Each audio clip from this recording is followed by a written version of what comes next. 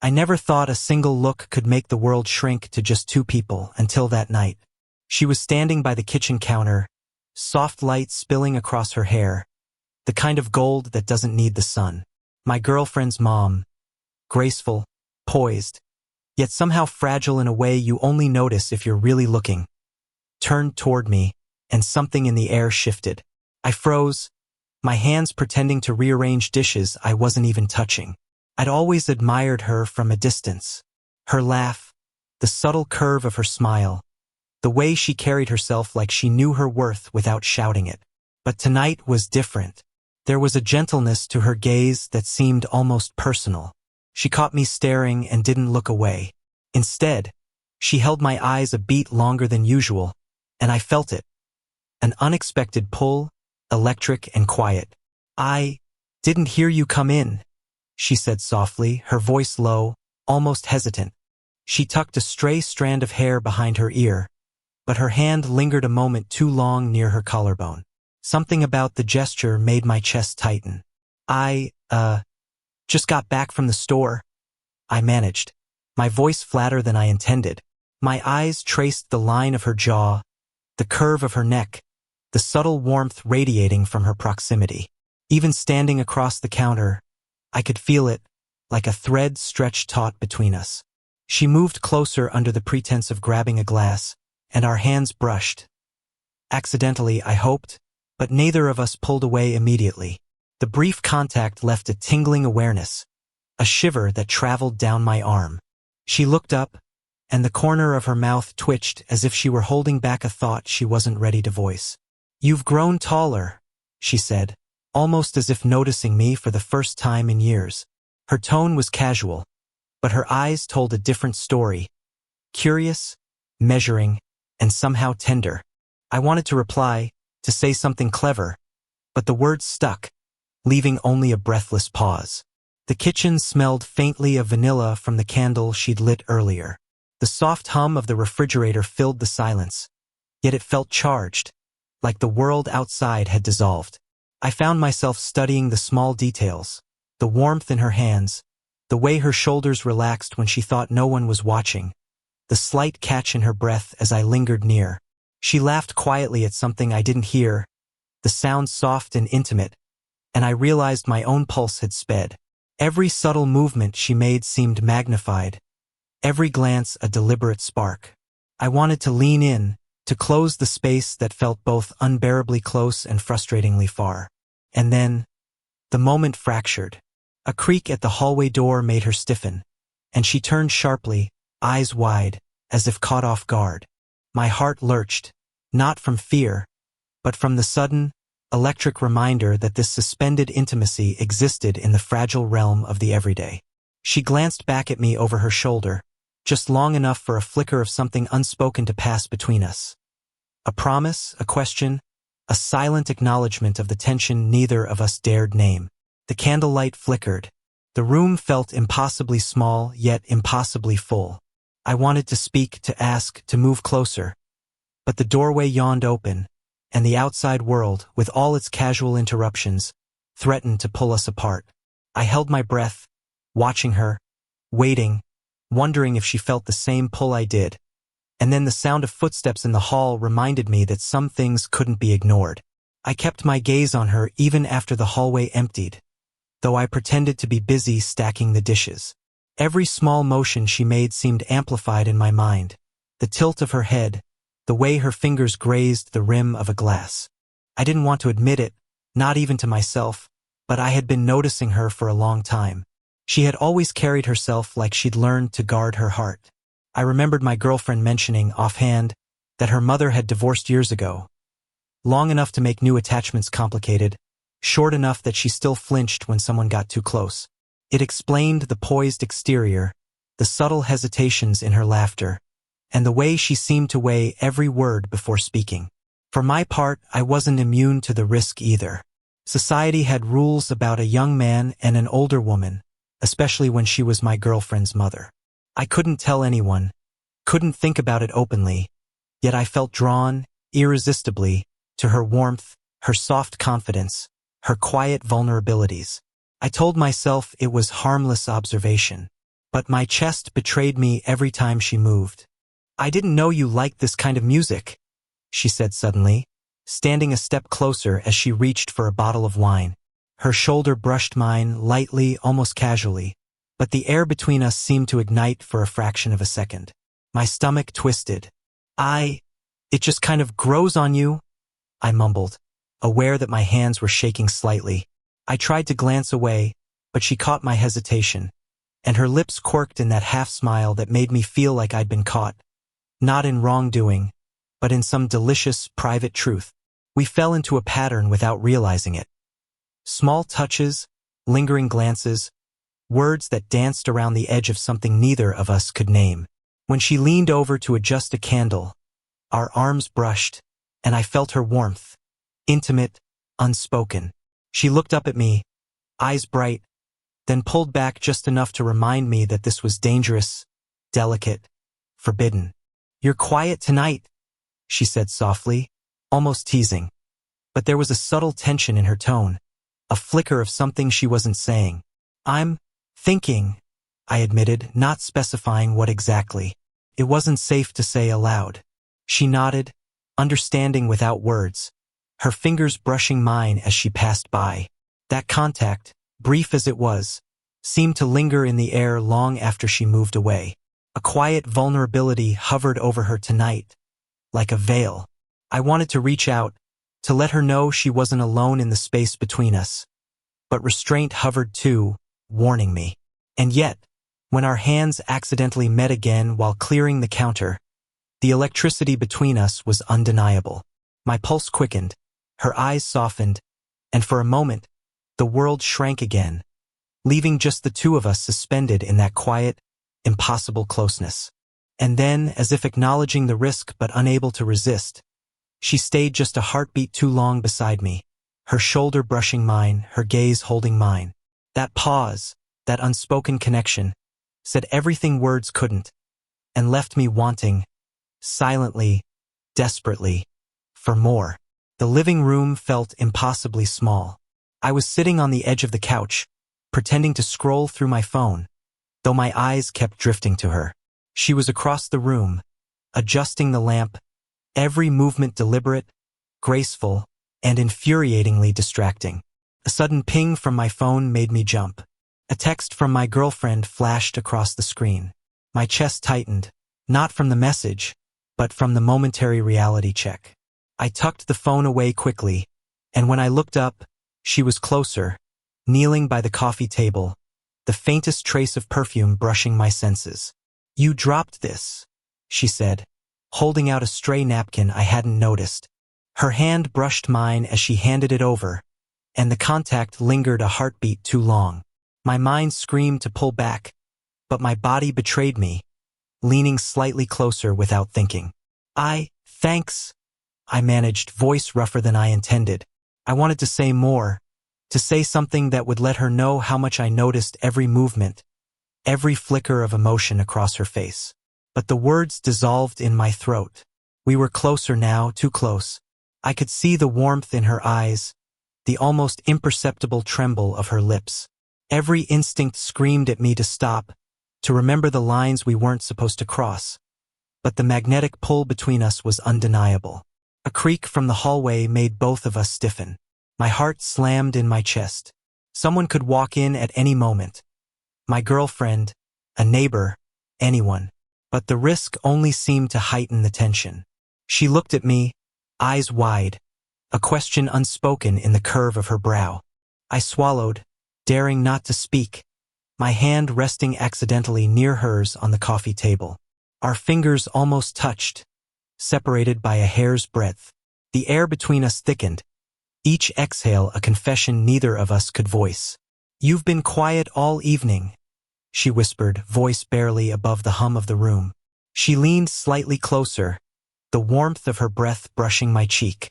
I could feel her pulse, rapid and soft under my gaze, mirroring my own. I'm just thinking," I muttered, every word faltering. My thoughts were a tangled mess of desire, guilt, and fear of discovery. We paused there, suspended in a fragile bubble of near intimacy. I wanted to close the space between us, wanted to feel her lips brush mine, to let the moment tip into something irrevocable, but restraint held us both back.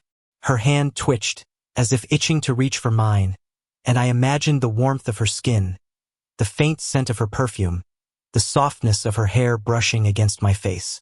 Instead, we remained inches apart, held there by unspoken rules, by the delicate thread of guilt and attraction. Yet even in our careful restraint, we had never been closer. She exhaled softly, leaning just slightly into me, her shoulder brushing mine in a deliberate, intoxicating gesture. My pulse raced. I wanted to pull away. I wanted to resist. But in that fleeting, electric pause, the impossible closeness between us felt undeniable, irresistible, and somehow right, if only for that stolen, trembling heartbeat. The rain outside had started softly at first, then hammered against the windows in a relentless rhythm. We were in the kitchen again, the same small space where everything had begun, but tonight it felt charged, like the storm outside had seeped into the room. She was leaning against the counter, arms folded, a faint tremor in her hands that she tried to hide. I could see it in the way her fingers tightened around the edge, the subtle bite of her lip.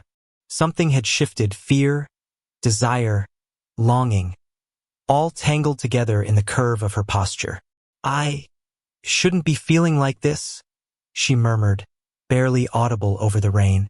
Her eyes met mine, wide and unguarded for the first time. I wanted to tell her I felt the same, that every heartbeat had been leading to this, but the words got stuck in my throat. Instead, I stepped closer. She didn't move back. My hand lifted almost instinctively, brushing a loose strand of hair from her face. Her skin was warm, soft under my fingertips. She shivered, not from the cold, and the closeness between us hummed like electricity. "I can't stop noticing you," I admitted, voice low, almost a whisper. My chest ached with the weight of the confession, but I couldn't stop now. "Every time you look at me like that," my words faltered, but my eyes said what I couldn't. Her breath hitched. She leaned slightly into me, the curve of her shoulder pressing against mine. My heart pounded. I wanted to close the last few inches between us, wanted to feel her lips, her warmth, her body responding to mine. But the danger, the taboo, the guilt, they all screamed at me to stop. I shouldn't," she said again, voice trembling. Yet she didn't step away. Her eyes searched mine, and I could see the storm of emotions flickering there. Desire, fear, curiosity, hesitation. Each pulse of the rain mirrored the pulse in my chest. The space between us was impossible and suffocating. I could feel her breath brush against my cheek, the faint scent of her perfume mingling with the rain-damp air. My fingers itched to trace the line of her jaw, to tuck that stubborn strand of hair behind her ear and never let go. For a long, suspended moment, nothing moved except our breathing. The world outside was a blur of rain and thunder, but inside, it was just us, two hearts, two bodies, teetering on the edge of something irrevocable. I began again, leaning closer, words catching in my throat. Her eyes fluttered closed for just a second, and my chest tightened at the small surrender. And then there was a sudden sound. A door creaked somewhere in the house. My head snapped toward it. She exhaled sharply, pulling just slightly back, eyes wide with the same mix of panic and longing that mirrored my own. We were closer than ever, closer than we'd ever been. A kiss was imminent, hovering in the air between us like a spark ready to ignite. But fate, it seemed, was holding its breath along with us. The rain pounded harder. The room trembled with tension. And I realized, with every nerve on fire, that nothing would ever be the same after this night. The next morning, sunlight spilled weakly through the blinds, dust motes dancing in the quiet kitchen. She was there first, sipping coffee, the faint crease between her brows betraying her unrest. I stepped in cautiously, the weight of last night still heavy on my shoulders. "I need to tell you something," she said, her voice tight, carrying a vulnerability she rarely allowed anyone to see. My chest clenched, both anticipation and fear racing through me. I nodded, staying a careful distance away, though every instinct urged me closer. "It's about your girlfriend," she continued, lowering her eyes for a fraction of a second, then meeting mine again. My pulse skipped. "She overheard something last night. She knows you and I—" Her voice trailed off.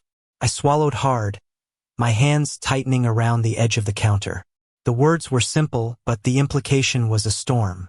My heart hammered in my chest, desire and panic warring for control. Her fingers traced the rim of her coffee cup, absent-mindedly brushing her thumb against her lip. I noticed, of course. Every small gesture was magnified in the charged space between us. My hand itched to reach for hers, to anchor the tension, but I didn't. Instead, I moved closer, breathing shallow, letting my presence brush against her without touching. I didn't mean for it to happen," she whispered, the words trembling. Her eyes flicked down, then back to mine, and for a moment I saw everything laid bare.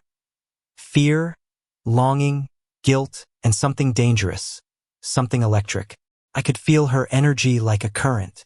The air between us was thick, taut, impossible to ignore.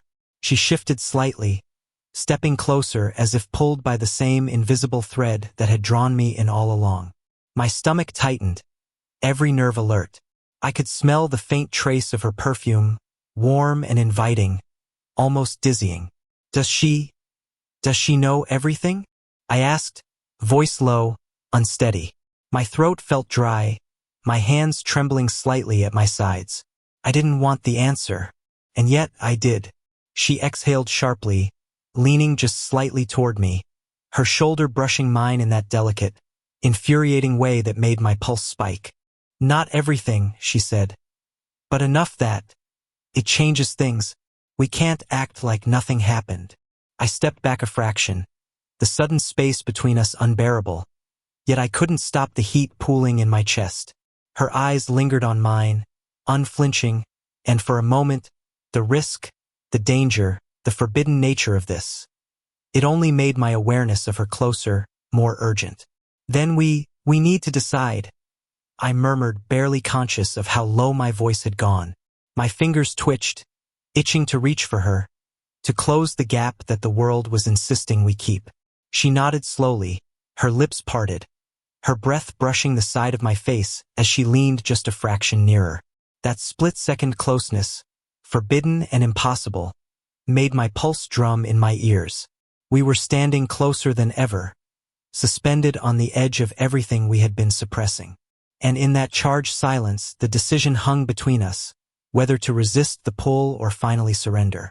The rain had stopped, leaving the evening heavy with the smell of wet pavement and the quiet pulse of the city outside. We were alone again, in the living room, the muted hum of the lights blending with the distant traffic. Every sound felt amplified, every breath between us charged. She was sitting on the arm of the couch, her eyes fixed on mine. I stood just a step away, but it felt like a chasm and a tether all at once. My hands itched to reach for her, to close the distance, yet every rule, every warning screamed at me to stop. "I can't keep pretending," she murmured, voice low, trembling just enough to make my chest ache. Her fingers traced the edge of the cushion, brushing absent-mindedly against her knee, and I noticed the way her shoulders flexed, the slight hitch in her breath. "Neither can I admitted, voice barely above a whisper. I moved closer, our eyes locking, every beat of my heart deafening in the silence. Her pulse throbbed visibly at her neck, her lips slightly parted. I wanted to speak, to explain, to justify, but nothing seemed enough. Nothing could capture the tension between us. I reached slowly, cautiously, my hand hovering near hers. She didn't flinch. Instead, she tilted her hand toward mine, a silent invitation, a surrender. The small touch, our fingers brushing, sent an electric jolt through me.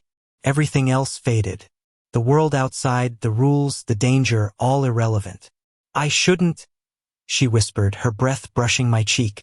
Yet she leaned in just slightly, her warmth pressing against mine, a silent question dangling between us. "I know," I said, my voice low, urgent. But I can't walk away either. The space between us collapsed. I could feel the curve of her shoulder against mine, the faint heat of her skin, the subtle exhale that trembled against my chest. Her hair brushed my hand as I moved to tuck it behind her ear, and she didn't pull away.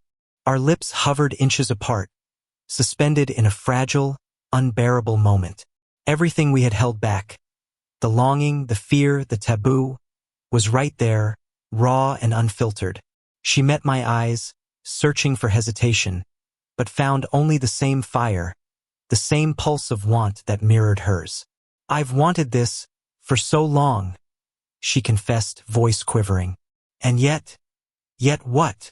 I whispered. My fingers tightened around hers, anchoring us both in the moment. "Yet I'm terrified," she admitted. A small, almost shy smile tugged at her lips. "Of what it means, of what we're risking." I leaned closer, my forehead resting gently against hers, our breaths mingling, the world reduced to the sound of our hearts. "Then let's take the risk," I said softly. "Together." Her eyes softened, her body relaxing against mine, a quiet surrender that said everything words could not. In that moment, every hesitation, every taboo, every fear dissolved. We understood each other fully, messy, human, alive. We stayed like that for a long, suspended heartbeat, closer than ever, finally allowing ourselves to feel the depth of what had been simmering between us all along. And though nothing outside had changed, everything inside had. The morning sunlight was soft, spilling through the curtains like a gentle promise. For the first time in what felt like forever, the air between us was free of tension, heavy only with quiet warmth. We sat side by side on the couch, knees brushing, hands resting near each other until, naturally, our fingers intertwined.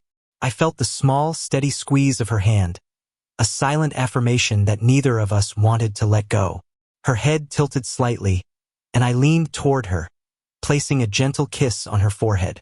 She closed her eyes, letting out a soft sigh, and I realized how long we had both been holding our breaths. How much relief and contentment could fit into a single moment. "You're really here," she murmured, voice low, still carrying the delicate vulnerability that made her so achingly human. "I am," I said, tightening my grip on her hand. "And I'm not going anywhere." There was no grand confession, no dramatic proclamation, just a quiet understanding that we had crossed a threshold. The risks, the doubts, the age gap worries, they hadn't vanished completely, but they felt manageable, softened by trust and honesty, by the depth of connection we'd finally allowed ourselves to feel. I brushed a loose strand of hair from her face, my thumb grazing her cheek. She leaned into the touch, and I could feel her heartbeat against mine, steady and real. It was a simple gesture, yet it carried everything we'd been too afraid to say. Closeness, acceptance, desire tempered by care. We sat like that for a while, speaking in little whispers, laughing softly at mundane things, sharing the comfort of a space that felt entirely our own.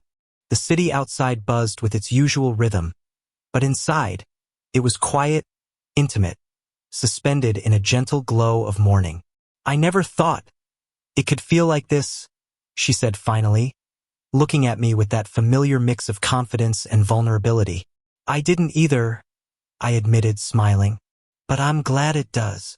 She leaned her head against my shoulder, and I rested mine gently atop hers. Our fingers remained entwined, a steady, tangible thread connecting us. There was no need for more. The closeness, the warmth, the simple act of being together said everything. The tension, the longing, the near misses, all of it had led us here. And now we could breathe finally together. Messy, human, sensual, real. As the sunlight shifted across the room, I knew that whatever came next, we had this. The quiet, unspoken bond that had been forged in stolen glances, lingering touches, and nights where the world seemed to shrink to just the two of us. And for the first time, it felt like enough. Did you enjoy the story? What kind of stories would you like to hear next?